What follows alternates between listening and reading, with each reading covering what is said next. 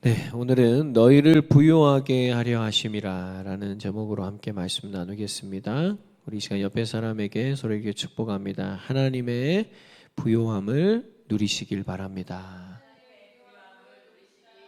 네, 아, 우리가 부요하다라고 한다면 가장 먼저 떠오르는 것은 부자를 떠오를 수 있을 것입니다. 우리가 부자된 조건들을 생각한다면 돈이 많거나 또 지식 부자도 있죠. 또 우리가 말하기를 자식 부자도 있고, 또한 사람이 옆에 말하는 사람 부자, 여러 가지 우리가 말하는 부자의 조건들이 있을 것입니다. 근데 우리가 좀 생각해 봐야 될 것은 부유하다라는 것과 성경이 말하는 부요하다라는 것은 조금 다른 의미가 있을 것이다라는 것을 한번 생각해 봤으면 좋겠습니다. 제가 어저께 어떤 글을 보면서 그 글이 이렇게 쓰여져 있는 걸 봤거든요. 이런 부유함과 부요함의 차이. 돈은 부유함을 주어도 부요함은 주지 못한다. 부요함은 말 그대로 재정의 문제이지만 부요함은 관계의 문제이다. 그렇죠.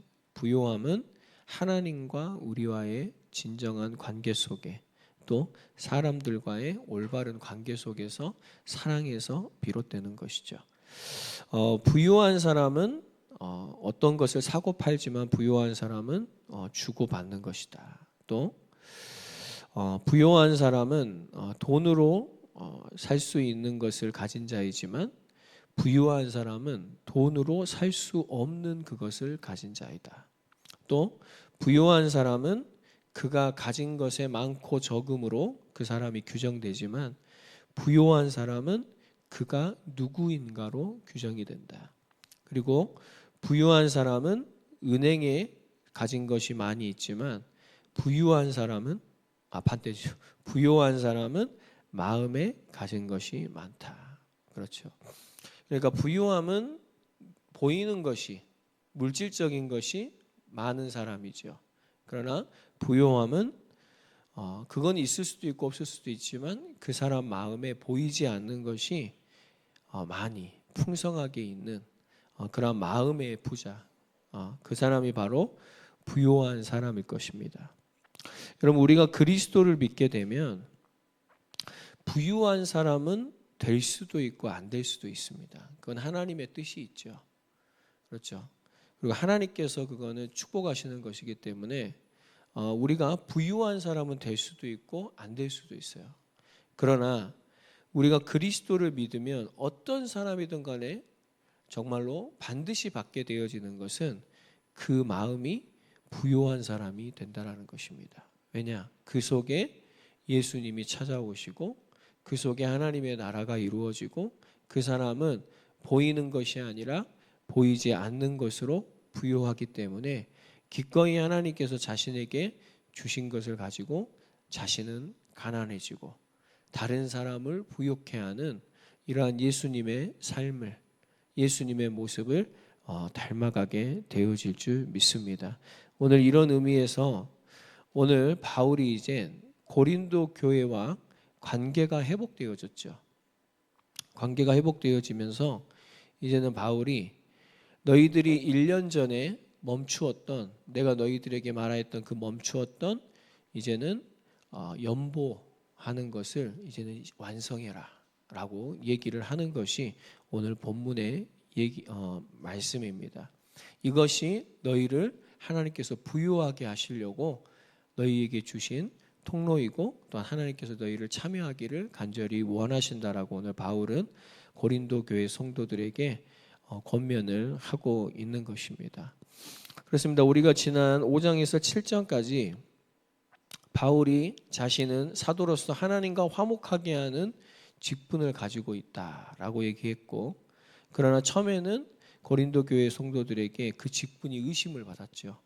그러나 눈물의 편지를 통해서 그들이 마음을 돌이키고 회개하고 이제는 고린도 교회 성도들이 하나님과 화목하게 되어지는 것을 바울은 기뻐하면서 오늘 그들에게 너희는 마음이 부요한 자들이다. 그렇기 때문에 하나님께서 너희를 부욕해 하시려고 하는 것이니까 오늘 이 사역에 너희들이 동참하기를 간절히 바란다라고 얘기하는 것이죠. 여러분, 하나님께서 우리를 부요한 사람으로 이끄시고 축복하실 줄 믿습니다. 그 사람에게는 어떤 축복이 있냐? 한번 따라해보세요. 풍성한 연보. 이 연보라는 것은 여기서 말하는 것은 구제헌금을 얘기해요. 구제헌금. 너희들이 가난한 자들을 위해서 풍성한 연보를 할 수 있는 것이 또한 너희들이 하나님 안에서 부욕해 되어지는 아주 중요한 사역임을 바울이 오늘 얘기하고 있습니다. 우리 1절 2절 다 같이 함께 읽겠습니다. 시작. 형제들아, 하나님께서 마게도냐 교인들에게 주신 은혜를 우리가 너희에게 알려노니 환난의 많은 시련 가운데서 그들의 넘치는 기쁨과 극심한 가난이 그들의 풍성한 연보를 넘치도록 하게 하였느니라. 아멘. 우리가 읽은 대로 마게도냐에 있는 많은 교회들이 하나님이 주신 은혜를 가지고 이 예루살렘 교회를 돕는 이 연보 헌금에 동참을 하고 있다라는 거예요. 근데 여러분, 마게도냐에 있는 그 교회들이 어떤 상황이었냐? 많은 환난과 시련 가운데 있었어요. 그들의 상황이 좋아서 풍성한 연보를 한 게 아니라 그들도 환난과 많은 시련 가운데 있고 그들의 넘치는 기쁨과 극심한 가난이 그들의 풍성한 연보를 넘치도록 하게 하였느니라. 여러분, 우리가 돈이 많으면 우리가 남을 돕고 뭔가 풍성한 연보를 하게 될 것 같죠? 절대 그러지 않습니다. 하나님은 우리가 정말로 이 남을 돕고 정말 우리가 가난하고 긍휼한 심령을 가질 수 있는 것은 우리의 심령이 가난해질 때, 우리가 정말로 그들의 그 가난과 아픔을 우리가 동참해보고 알고 느낄 수 있을 때, 여러분, 우리가 정말 그들을 진정한 마음으로 돕고 섬기는 그러한 마음에 부요한 사람, 그러한 풍성한 연보의 축복을 저와 여러분들이 누리게 되어질 줄 믿습니다. 오늘 바울이요, 이 지금 예루살렘 교회에 극심한 기근이 왔어요. 이 이방인의 지금 교회들이, 바울이 개창한 이방인 교회들이 그 예루살렘 교회를 통해서 이 복음을 받게 된 것이죠. 그렇기 때문에 하나님께서 주시는 은혜를 그들을 통해서 입은 것입니다. 근데 지금은 반대로 이 예루살렘 교회가 기근이 와가지고 이제는 이 이방인 교회가 그 예루살렘 교회를 섬기고 있는 그런 모습이에요. 근데 오늘 바울이 이 연보에 대해서 매주 첫날에 그것을 모아두라고 지시합니다. 그러니까 그들은 매 주일마다 이 구제헌금을 계속 하나님 앞에 드렸던 것 같아요. 그래가지고 한 번에 막 갑자기 즉흥적으로가 아니라 정말로 늘 이것을 마음에 두고 기도하면서 이 하나님의 사역에 동참하고 있던 것이 바로 마게도냐에 또한 바울이 개척한 그 교회들의 아름다운 모습이었다라는 것입니다. 근데 여러분, 우리가 주목해야 될 것은 이러한 풍성한 연보는 반드시 한번 따라하겠습니다. 자원하는 마음으로 해야 됩니다. 그렇죠. 이게 누구 때문에 해버리면은 아무 의미가 없습니다. 또 뭐 교회가 하니까 그냥 억지로 한다. 그거는 하나님 앞에서 아무 의미가 없어요. 우리가 정말 우리 마음 속에서 이 하나님의 풍성한 은혜를 내가 누리고 내가 받았음을 깨닫고 이제는 이 하나님의 은혜를 나에게 맡기신 것으로 나눌 수 있는 오늘 우리에게 정말 이런 자원하는 마음이 정말 있게 되기를 주님의 이름으로 축복드립니다. 우리 3절 4절 같이 한번 읽어볼까요? 시작. 내가 증언하노니 그들이 힘대로 할 뿐 아니라 힘에 지나도록 자원하여 이 은혜와 성도 섬기는 일에 참여함에 대하여 우리에게 간절히 구하니. 아멘. 그렇죠. 바울이 이 마게도냐 교회들이 어떻게 했냐면 그들이 힘대로 할 뿐만 아니라 이 지금 연보 헌금을 하는 것에 있어서 힘에 지나도록 자원하였다. 그렇죠. 그들의 힘에 넘치도록. 그렇죠. 억지로 하면 이렇게 할 수가 없죠. 그냥 억지로 하는 사람들은 체면치레 합니다. 체면치레. 그렇죠. 누가 하니까 나도 이 정도 해야지. 근데 정말 자원하는 마음이 있는 사람은 그게 아니죠. 내가 하나님 앞에서 하나님께서 내게 주신 것을 어떻게 누가 비교하는 것이 아니죠. 오늘 이 마게도냐에 있는 교회들이 이러한 자원하는 마음을 가지고 이러한 연보를 했는데 이것이 굉장히 넘치도록 하나님께서 주셨던 것을 우리가 오늘 목격하게 됩니다. 이 고린도 교회는 오늘 바울이 얘기하는 것처럼 원래는 이 연보에 대해서 부정적이었습니다. 왜냐? 바울이 전하는 복음을 의심하였고 또한 바울이 처한 그 처지를 보면서 과연 저 사람이 사도가 맞냐? 어떻게 사도가 저렇게 가난할 수가 있냐? 어떻게 사도가 저렇게 초라할 수가 있냐? 라고 하면서 그의 겉모습을 보면서 의심을 했던 거죠. 오히려 거짓 선지자들이 겉으로 화려하고 대단한 것 같이 보이니까 그들을 사도로 인정하고 그들의 전하는 복음을 거짓 복음을 받아들여서 혼란이 일어났던 것을 알 수가 있습니다. 그러나 이들이 회개하고 다시 하나님과 화목하게 되어졌을 때 오늘 바울은 이 하나님의 일에 너희들이 적극적으로 참여하기를 바란다.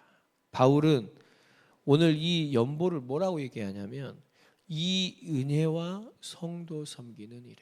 그렇죠. 여러분 우리가 다른 사람을 섬기는 것은 내가 무엇을 한다가 아닙니다. 그것은 나의 의지요. 우리가 하나님께서 우리에게 이 구제를 하고 남을 섬기고 남을 돕는 것은 하나님이 내게 주신 은혜 속에서 내가 이제는 이 은혜를 어떻게 나누느냐이죠.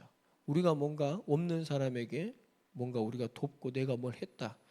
우리가 그런 마음이라면 절대 자원하는 마음이 될 수도 없고요. 그런 마음은 절대 성도를 섬기는 일이 될 수가 없습니다. 오늘 바울은 이 은혜와 성도 섬기는 일에 참여하매.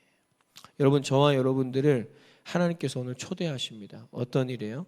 이 은혜와 성도 섬기는 일에 참여함에 대하여 우리에게 간절히 구하니. 우리 5절 같이 함께 읽겠습니다. 시작. 우리가 바라던 것뿐 아니라 그들이 먼저 자신을 주께 드리고 또 하나님의 뜻을 따라 우리에게 주었도다. 아멘.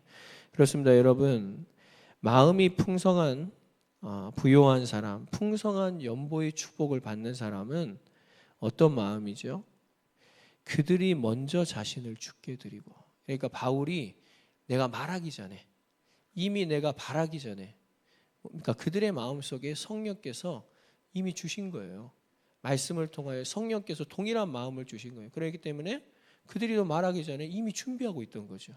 그래서 오늘 바울이 얘기합니다. 먼저 자신을 주께 드리는 사람들이었고 또 하나님의 뜻을 따라 우리에게도 주었다. 그러니까 이 모든 것은 하나님이 하신 것이라는 것을 분명하게 바울은 얘기하고 있습니다. 여러분 누가 말해서가 아니라요. 정말 누가 바라기 이전에 정말로 하나님의 말씀과 성령을 통해서 먼저 자신을 주님께 드리는 그러한 풍성한 연보가 저와 여러분들에게 있기를 바랍니다. 그 사람은 하나님의 뜻을 따라서 그걸 가지고 사람과 나눌 수 있게 되어지는 것이죠. 오늘 이게 바로 마게도냐의 교회들의 모습이었습니다. 그리고 오늘 고린도 교회를 초대하는 것이죠. 오늘 저와 여러분들을 우리 십자가 본교회를 이 가운데로 초대하고 계시는 줄 믿습니다. 다시 따라해 보겠습니다. 먼저 자신을 주께 드리고 하나님의 뜻을 따라 나누겠습니다. 네, 저와 여러분들이 이러한 하나님과 화목한 그런 하나님의 사람들이 되기를 바랍니다. 우리의 신앙생활에 있어서 중요한 한 부분이 헌금이죠. 헌금. 여러분 뭐 오늘 제가 여러분들에게 뭐 헌금 많이 해라 이런 말 절대 아닙니다. 여러분들이 올바른 헌금 생활을 한다는 것은 굉장히 하나님 앞에 중요한 일입니다. 그래서 내가 헌금을 어떠한 마음으로 지금 하고 있는가 내 자신을 여러분들이 다 점검해 보셨으면 좋겠고 아까 말씀드린 것처럼 정말 자원하는 마음이 있기를 바라요. 특히 우리 자녀들 엄마 아빠가 다 이렇게 가르쳐서 하는 그런 이제 헌금이 아니라 내가 하나님 앞에 정말 자원해서 준비해서 하나님 앞에 드릴 수 있는 그러한 풍성한 연보의 축복이 있기를 바랍니다. 예, 올바른 헌금의 마음은 첫 번째로 한번 따라해 봅니다. 자원하는 마음입니다. 두 번째로 감사하는 마음입니다. 예, 그리고 희생하는 마음입니다. 예, 많이 있어서 남아서 하는 게 아니에요. 우리 내 것을 잘라내는 것입니다. 그것이 바로 오늘 이 연보 속에, 이 헌금 속에 들어가 있는 의미죠. 또 네 번째 한번 따라해보세요. 인색하지 않아야 합니다.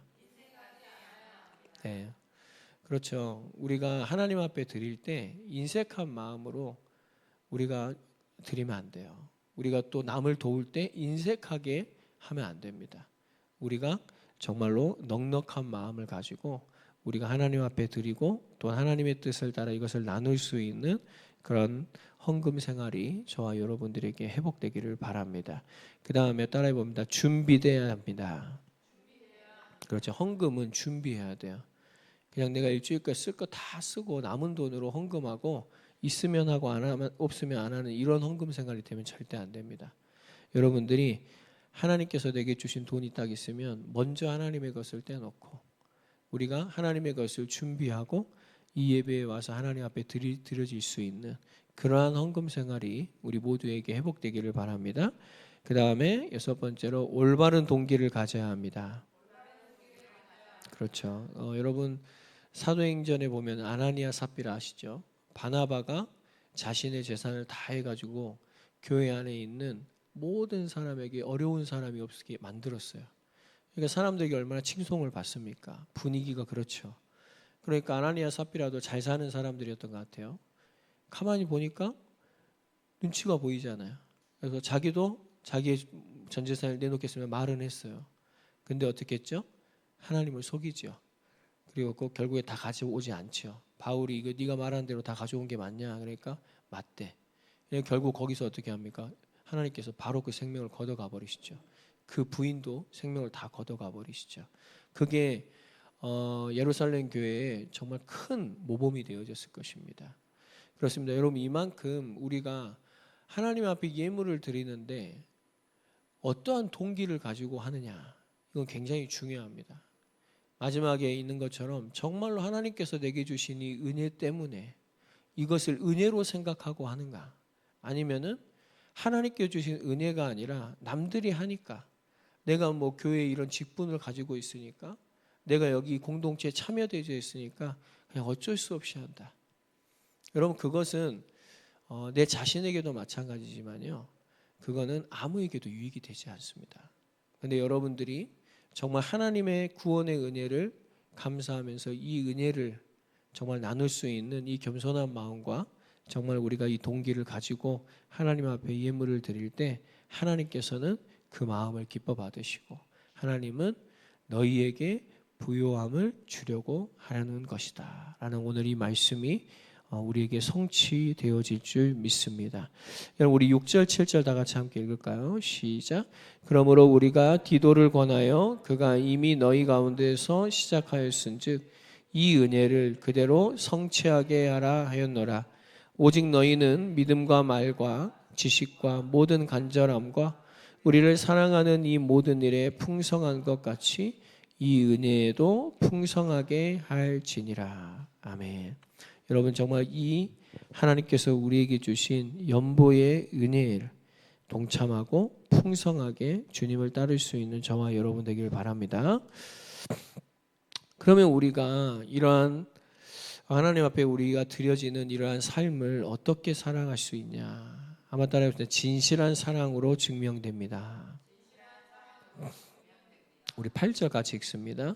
내가 명령하는 말이 아니요 오직 다른 이들의 간절함을 가지고 너희의 사랑의 진실함을 증명하고자 함이로라. 아멘. 그렇습니다. 오늘 바울이 얘기하는 것은 너희 안에 있는 그 사랑이 이 연보를 통하여서 증명되기를 바란다라는 것이죠. 아까 제가 맨 처음에도 말씀드렸듯이 부유한 사람과 부요한 사람은 분명한 차이점이 있습니다. 그거는 마음이죠. 그 마음의 중심에 진실한 사랑이 있냐 없냐인 것입니다.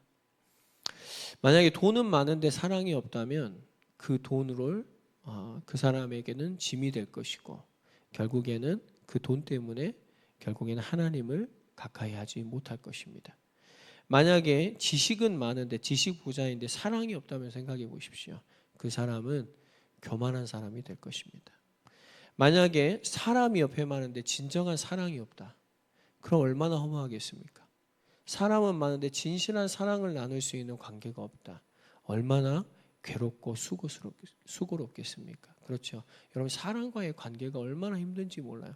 근데 진정한 사랑이 없다면 얼마나 우리가 베푼 것에 있어서 허무하고 본전의식이 느껴지고 섭섭하고 이러한 진실한 사랑이 없다면 우리에게는 이러한 부요함보다는 정말 우리의 삶에 온갖 결핍이 우리의 삶에 난무하게 될 것입니다.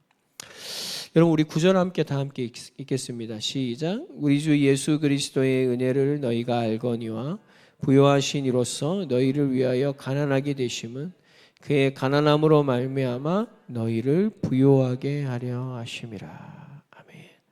여러분 예수님이 우리를 위해 십자가에 죽으심으로 자신은 가난하게 되셨지만 그 가난을 통해서 우리를 부요하게 하신 줄 믿습니다. 이것이 진짜 마음이 부요한 사람의 축복인 것이죠. 자신이 기꺼이 가난해질 수 있는 그런 자유가 있는 것이죠. 그런 힘이 있는 것이죠. 그리고 그 가난을 통해서 남이 부요하게 되어지는 것을 정말로 기뻐할 수 있는 사람. 우리가 아까 찬양한 것처럼 우리는 모든 것을 가진 자로서 다른 이를 부요케 하는 자. 그것이 바로 여러분 그리스도인이고 성도의 모습인 줄 믿습니다. 제가 어저께 그 최춘선 할아버지, 최춘선 목사님이시거든요. 그 맨발의 광인, 그러니까 광인이라니까 좀 좋은 말 같지만 맨발로 다니는 미친 사람 이런 뜻이에요. 그런 다큐를 찍었어요. 어떤 PD가. 근데 이제 최춘선 이 할아버지가 이제 맨발로 다니시면서 우리가 보기에는 나는 저렇게 보고 만전할래 하는 그런 모습으로 지하철에서 계속해서 복음을 전하는 그런 이제 할아버지예요. 근데 이분이 뭐 어떤 분이었냐면 원래 굉장한 부잣집 아들입니다. 그리고 그 형제들은 지금도 부자예요. 근데 자신의 이제 그분이 어떤 분이냐면 이제 그 시대의 동경 와세대 대학이라면 우리 서울대학보다 훨씬 수준이 높거든요. 그 대학에 유학을 가고 졸업하셨고 그때 이제 거기서 일본에서 예수님을 만난 거예요. 복음을 듣고. 그래서 이제 독립운동을 하셨어요. 그래서 김구 선생님하고 같이 한국에 귀국을 하셨다 하더라고요. 그러니까 만약에 김구 선생님과 같이 이렇게 그 라인에 서 있었으면 어떻겠습니까? 굉장한 유력인이 됐겠죠. 근데 이분이 복음을 받고 어느 뭐 좌파 우파 여기에 자기는 속한 게 아니라 나는 복음을 전하겠다. 그걸 택한 거예요. 그리고 자신의 그 부인이 얘기하시는 재산을 보니까 그 김포공항에서부터 인천까지 그러니까 거기 있는 모든 땅이 다 자기 땅이었대요. 아버지를 통해서 엄청난 부자였던 것 같아요. 근데 그거를 뭐 실향민들, 나병 환자들, 그 다음에 이런저런 막 집이 없는 사람들이 한 사람씩 오면은 다 나눠줬대요. 그래서 그 분이 나눠준 그 땅이 한 3개, 4개 동네가 됐대요. 엄청난 사람에게 자신의 걸 다 나눠준 거죠. 그렇게 하면서 그분이 얘기하는 것이 그거 다 하나님이 내게 맡겨주신 것이에요.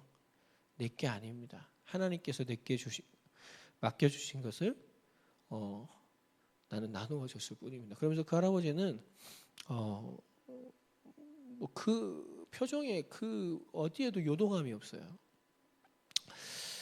그러면서 이제 그런 할아버지가 그 지하철에서 그렇게 하고 다니는 걸 보면서 이 PD도 이제 그냥 이렇게 가다가 본 거예요. 그래서 그 할아버지가 뭐 한 게 아니라 조금씩 취재를 했다가 또 몇 달 있다가 발견이 되면 또 취재를 했다가 이렇게 한 거예요. 할아버지 뭐 그런 관심 없으시니까.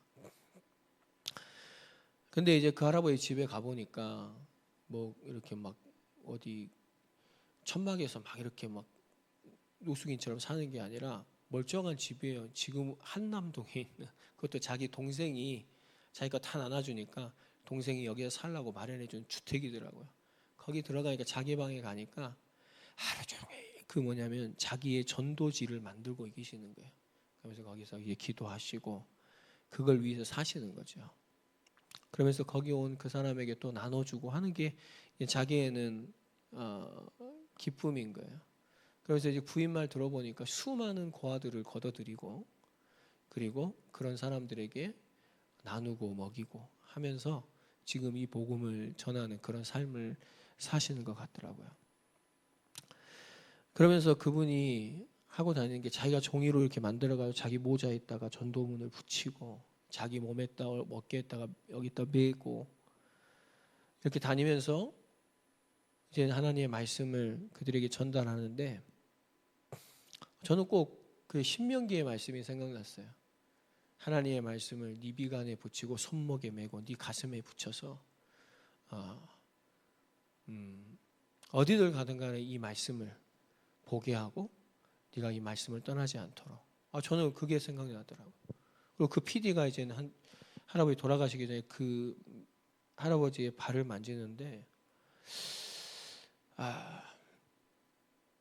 꼭 도마가 예수님의 그 손을 만지는 모습이 그게 아니었을까. 여러분 우리가 이번 고난주간을 통해서 우리가 묵상했지만 예수님이 이 땅에 오셨을 때의 모습이 예수님께서 십자가에 돌아가시는 그 모습이 굉장히 우스꽝스러운 모습이었습니다. 모든 사람은 그 사람이 절대 예수님일 거라 예상치 못하는 오히려 옆에 있는 사람들 다 떠나가 버리는 누가 봐도 창피스러워 자칭 유대인이라고 하는 모든 사람이 그런 우스꽝스러운 모습이었겠죠. 저는 그 PD가 그 할아버지의 발을 이렇게 보면서 시커매가지고 저는 저희 아버지 그 당뇨였던 그 시커먼 발이 생각이 나긴 나더라고요. 근데 그 발을 만지면서 그 할아버지가 복음을 전하셨던 그 삶이 그 발에 그리고 돌아가셨을 때도 그 발을 보고 그분인지 알았다 하더라고요. 그렇게 사시는 이제 모습을 보면서 자기가 죽기 한 며칠 전에 찬송가를 이제 이렇게 보니까 자기가 알았던 거야. 요단강을 건너서 주님을 만나려 하면서 다 3, 4일 전부터 계속 적으면서 찬송하면서 죽는 그날에도 옷을 깨끗이 차려입고 나가서 지하철에서 복음을 전하다 그렇게 돌아가셨더라고요. 제가 아침에도 운 것은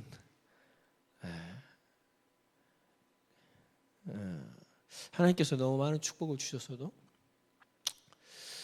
그렇게 살지 못하는 제 자신이 너무 부끄러워서 제가 울었습니다. 지금도 마찬가지지만요. 제가 그 할아버지를 보면서 제가 뭐 꼭 그 할아버지처럼 복음을 전하는 게 맞다 이 말은 아닙니다. 근데 분명한 것은 그분에게는 하나님의 나라와 하나님께서 자신에게 주신 영생과 그리고 그분이 항상 그 PD가 이렇게 물어봐요. 할아버지 왜 이렇게 사세요? 할아버지가 이렇게 사시는 목적이 뭐예요? 그러니까 딱 두 단어만 얘기해요. 영생, 그다음에 평등. 자기가 그 고아들과 자기가 그 과부들과 그 모든 사람에 그렇게 나누었던 것은 하나님께서 내게 맡기셨기 때문에 그들은 없기 때문에 그들과 균등하게 하고 그들과 평등하게 하기 위해서 내가 한 것이고 내가 이렇게 지금 살아가는 이유는 그들이 어떤 한 사람이라도 나를 통해서 복음을 듣고 하나님 앞에 영생을 얻는 것. 그게 내가 이렇게 사는 목적입니다. 라고 웃으시는데 저는 그 할아버지의 얼굴 속에서 그 할아버지의 삶 속에서 뭘 봤냐면 그리스도인의 자유를 봤습니다.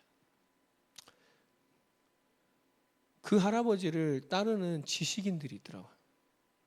그 지식인 뭐 어떤 치과 가서 그 할아버지에게 가서 가르침을 받고 막 묻고 이제 하는 그런 성경을 배우고 하신 막 그런 지식인들이 있어요. 막 이렇게 그분들이 인터뷰를 했는데 그분들이 이제 그 목사님에게 목사님 저희가 자리를 다 마련해 줄 테니까 모임에 와서 이 복음을 이렇게 전하십시오. 그러니까 그 목사님이 하신 말씀이 나는 광야에 외치는 소리다. 그 모임 가서 할 수도 있지만 나는 이렇게 해야 되는 것이 하나님께서 나에게 주신 사명이니까 너희들은 너희의 사명이 있고 나는 나의 사명의 길을 간다. 그러면서 하나님께서 자신에게 주신 그 길을 그렇게 걸어가시는 걸 보면서 참 저의 많은 신앙의 모습들을 돌아보게 됐고 지금의 저의 모습을 다시 한번 확인하게 됐고 내가 어떻게 주님 앞에서 살아가야 되는가 다시 한번 하나님 앞에 묵상하게 됐는데요. 저는 이 할아버지에게 이 목사님에게 이 예수님의 진실한 사랑이 있었기 때문에 그 안에 예수님으로 부요한 사람이었기 때문에 이 목사님은 그 삶을 통해서 정말로 진정으로 많은 일을 부욕해 하셨고 또한 종교 생활하는 나 같은 사람을 부끄럽게 하셨고 다시 한번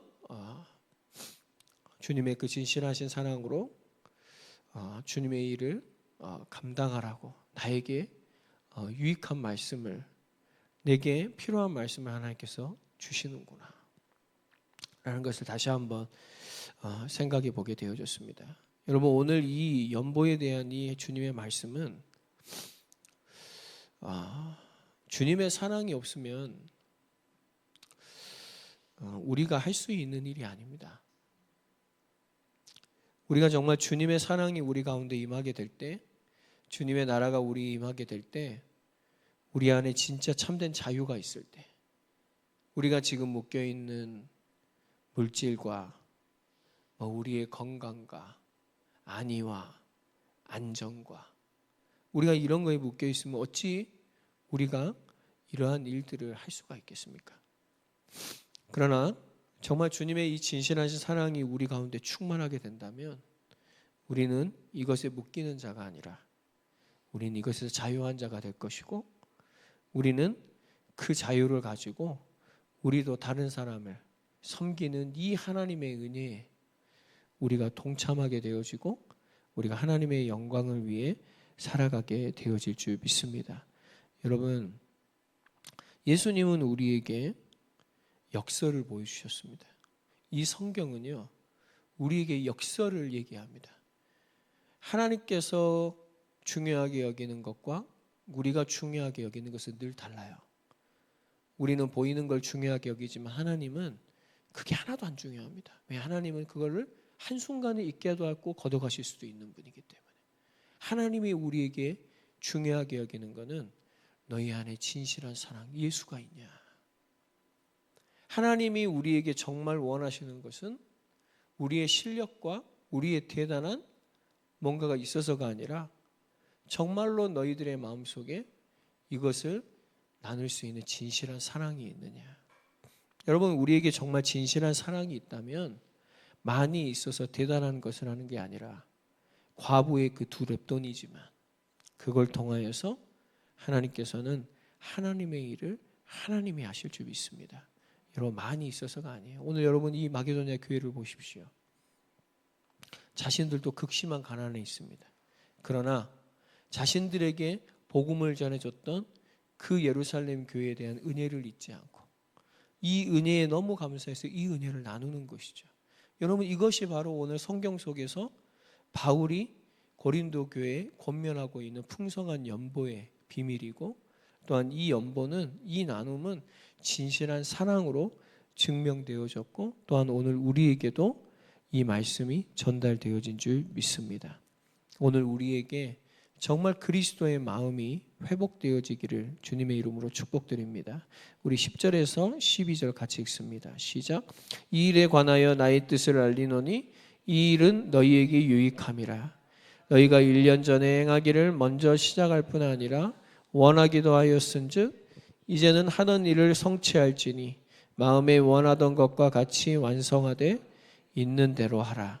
할 마음만 있으면 있는 대로 받으실 터이요 없는 것은 받지 아니하시리라. 아멘. 그렇습니다. 여러분, 하나님이 오늘 우리에게 자신의 뜻을 알리노니 말씀하십니다. 있는 대로 하라.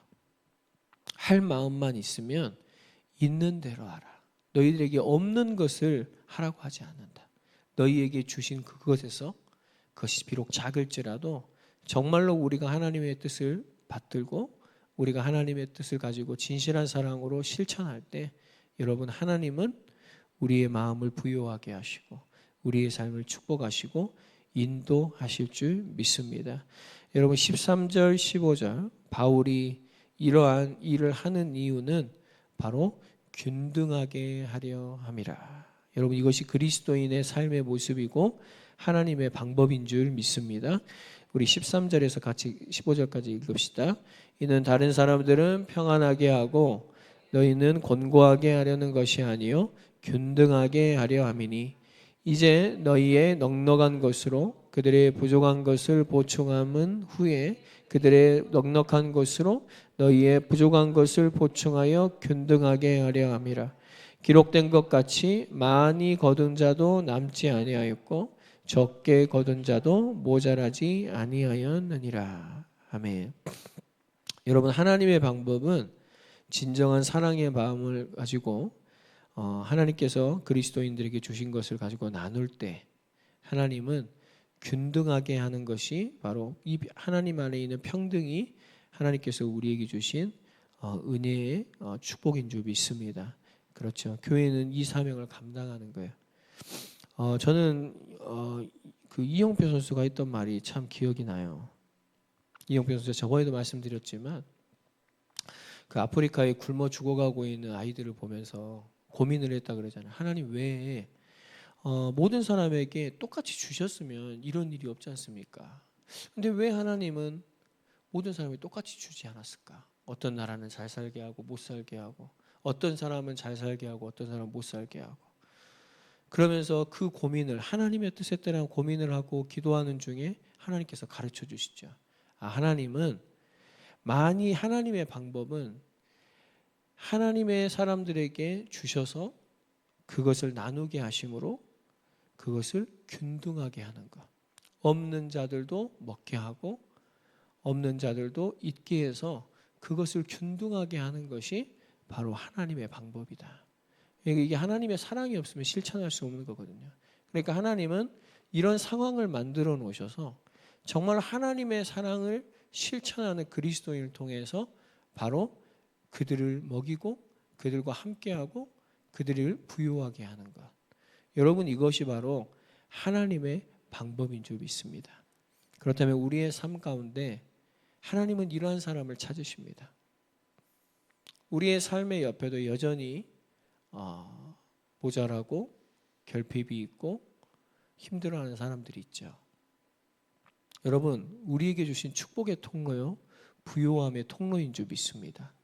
우리가 나의 가진 것을 나눌 때, 우리가 하나님께서 내게 주신 것을 그들에게 섬길 때 하나님께서는 우리를 또한 부요케 하시고 모두를 균등하게 하시고 평등하게 하셔서 하나님께서는 참된 행복과 참된 안정과 참된 평안을 누리게 하실 줄 믿습니다. 여러분, 오늘도 하나님께서 우리를 부요하게 하시려고 이 말씀을 주신 줄 믿습니다. 성령 안에서 이 말씀이 우리에게 힘이 되어지고 길이 되어지고 생명의 양식 되어져서 정말로 나를 통하여 다른 이를 부요하게 하는 이러한 아름다운 그리스도인의 삶이 우리의 삶에 회복되기를 주님의 이름으로 축복드립니다.